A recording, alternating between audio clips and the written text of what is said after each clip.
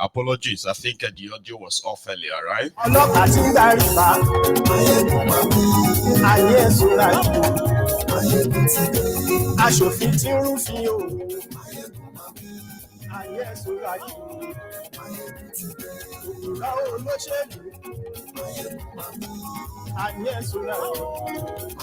Thank you so much for joining me. And once again, I apologize for that that audio that was pretty much like off.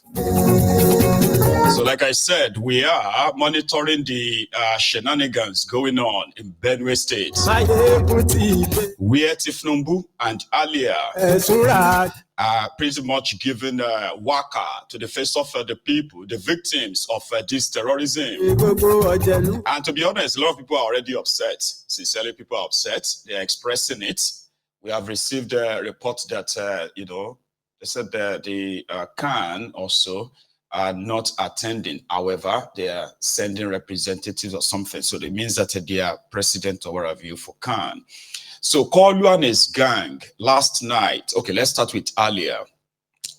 You see, every one of us was shocked when we saw a circular released by Alia, the governor of Benue State, when he ordered demobilization in preparation for Thiefnubu's visit.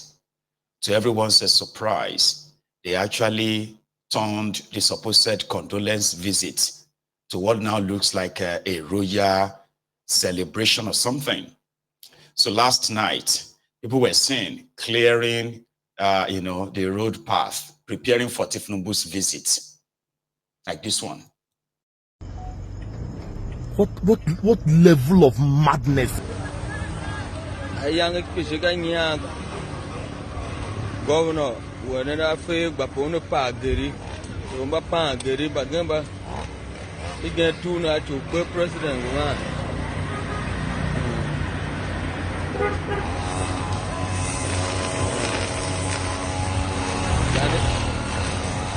That is all you, a Pasha song, Bamba.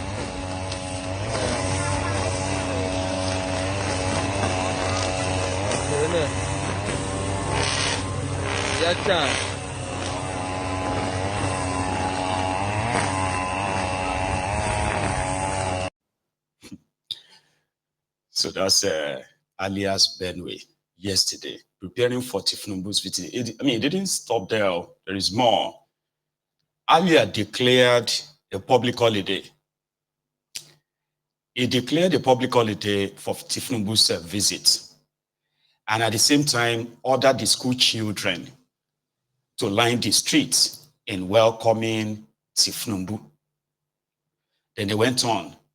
He said it in that letter that they wanted it to be colorful, shoulder to shoulder, meaning people will line the street from the airport. The state capital itself seems like one relic of a village. Well, that tells you more, though, the kind of people who have been governing the state, right? So earlier, the same guy who unleashed violence on the same people who were protesting the killings in the same Makodi, apart from giving people or ordering people to bring out their cutlasses to clear the roadside bushes, they went on to print a poster to say thank you to Thiefnubu for considering them worthy of visits in time of their own bereavement caused by the overpampered, most protected terrorists in the world, the Fulani terrorists. They had to say thank you to Thiefnubu. What level of madness is this? People died and you're busy, you're interested in doing campaign. Oh God. So some of the people of Benue, so many of them, especially the survivors, call them the survivors.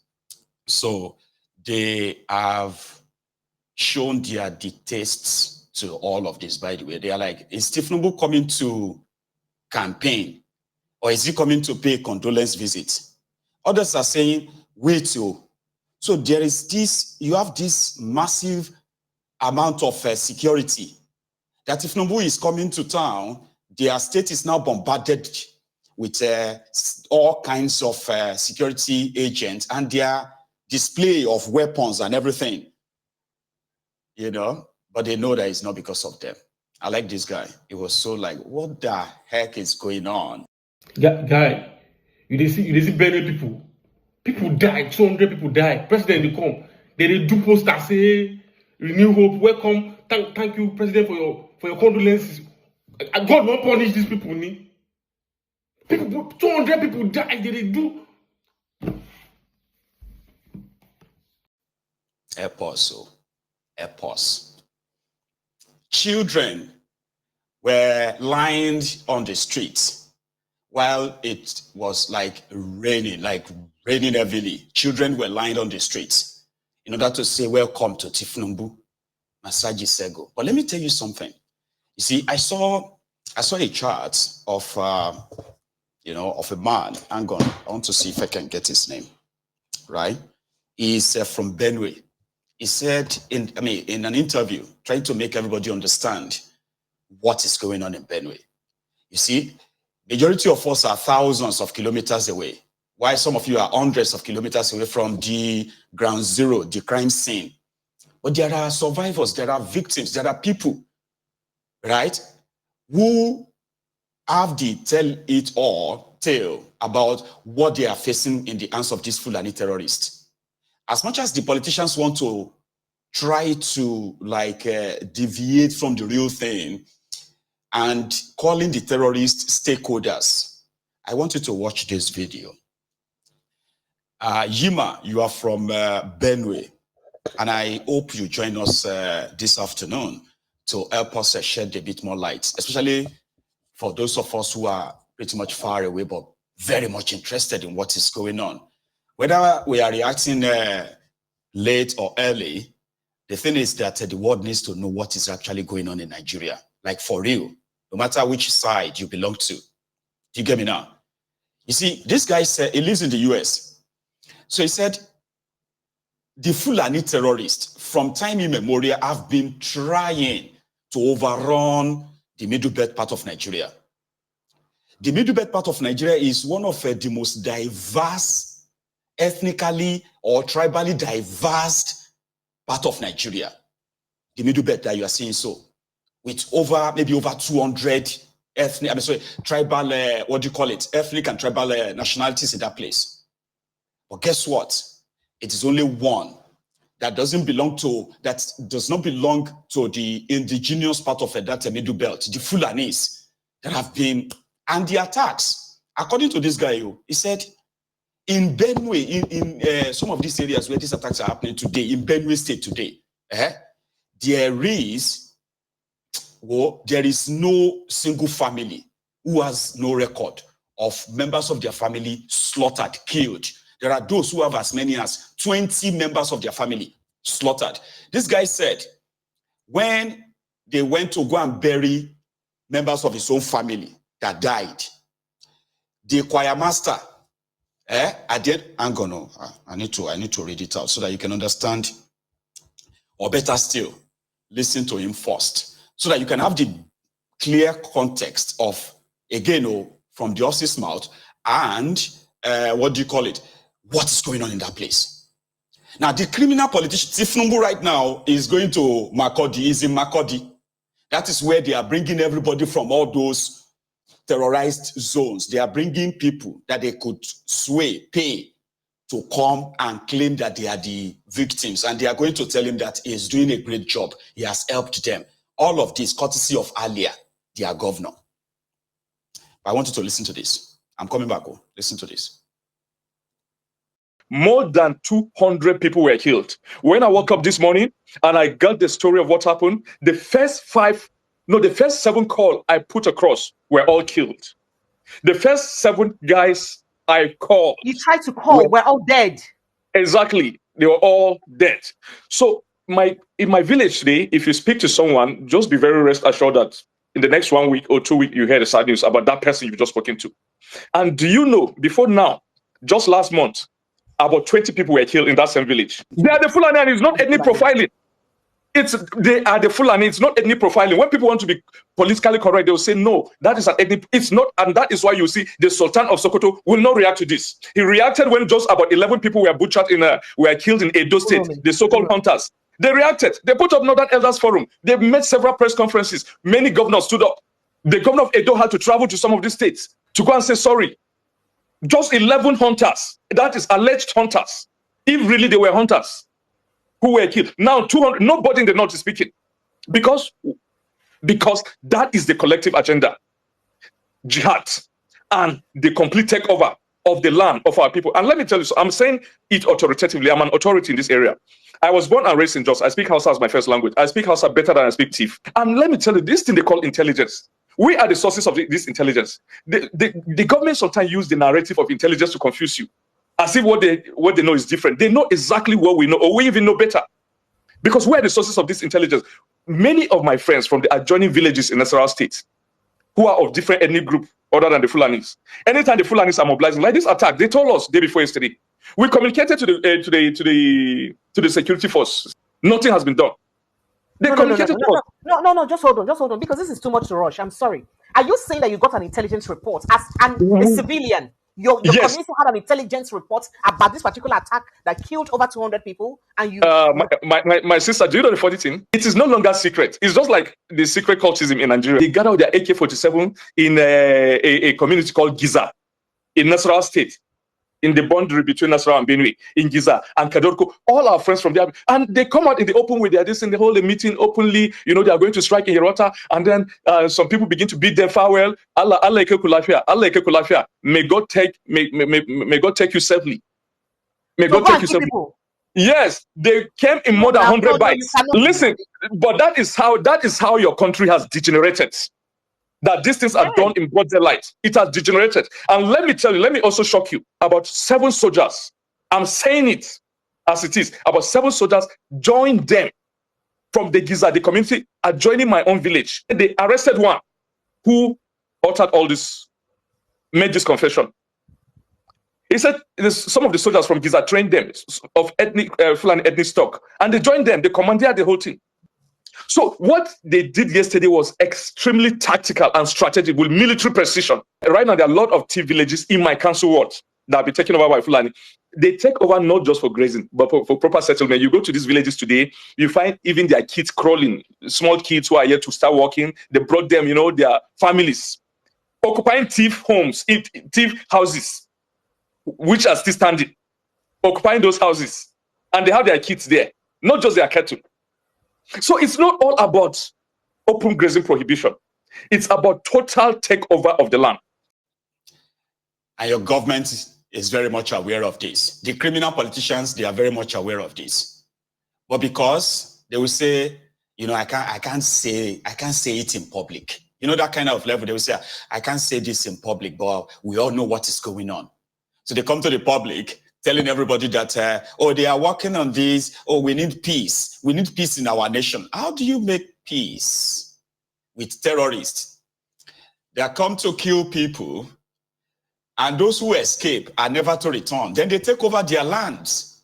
They bring their families there. Authorities are very much aware of all of this. So what exactly is Thiefnubu going to do in Benue today?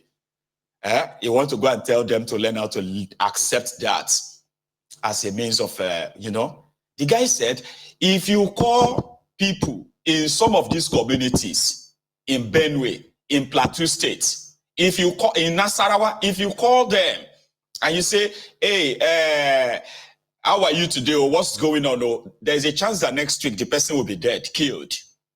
This is their fate. It's like everybody's just waiting for their turn. And the moment the terrorists finish what they're doing, then the authority, the politicians, everybody will come. I'm bringing you more because I'm actually monitoring it. So tonight, I am going to bring you more on what really happened in Benue's condolence visit of Thiefnubu. How are the Benue people genuinely feels? Take a look at this. I bet they tell our president say we not get food. We don't reduce. We got this kind of security. We got this kind of security. Now they come to raise those people who don't die. Campaigning they can't do. What you talk again? I say, but the man when they come, waiting they come to do. Now my question, I know waiting they come to do. The purpose of coming. Those people who die now, those people go come up, they will rise again. But some people believe they have they come. You can't solve the problem. The dead people now go come out alive. Now make it carry me. If you come now, don't even know go wake up. See pastor BC, the making go back. We don't even need them. Nah, no. We don't need them. Now what I want to know.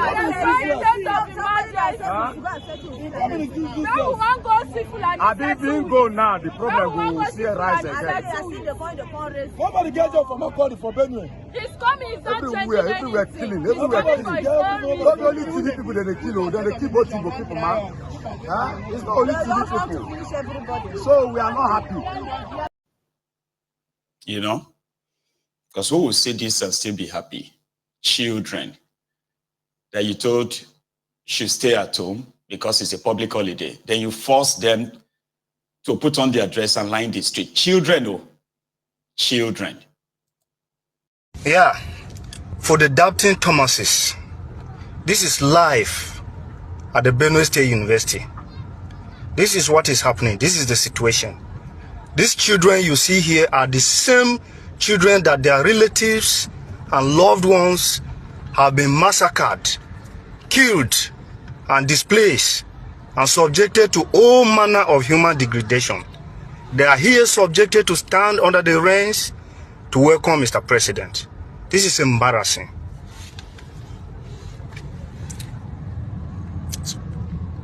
The visit of the president has become a political jamboree, as you can see. Pure political jamboree is right, but we should see as time goes by. So again, hang on, let me leave the line opened. All right, just one sec.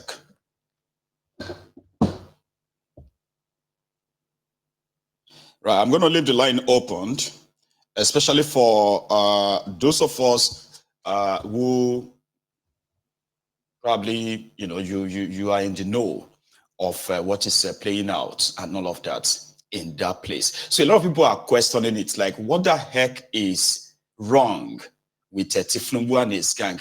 But those who know them very well, people like us who knows that they lack what is called the empathy, sympathy. Everything is, is just about self-aggrandizement, you know what I mean? In a place where showing human empathy, something that is expected as part of the trait of a leader, they don't have that. Thiefnubu believes that he's doing them a favor, and their governor, right? The weak ass governor of Benue, he has he's overplayed his hand now. It is more or less like earlier is out of his depth, and somehow you still have to hope the people of Benue themselves, right, can value. I don't know how to put that, right, but I'll still say it anyway. So I hope the people themselves can see through all of this and realize that, you see, the criminal politicians you have in your midst don't give a hoot about you. And if you have anything or any sort of like a will to win yourself off them, right, you should never, you shouldn't refuse it. So hopefully, some people are waiting for, okay, wait, what do you expect the angry people of Benue to do in this phase of, what do you call that thing again? Raising, sort of like an insult, so to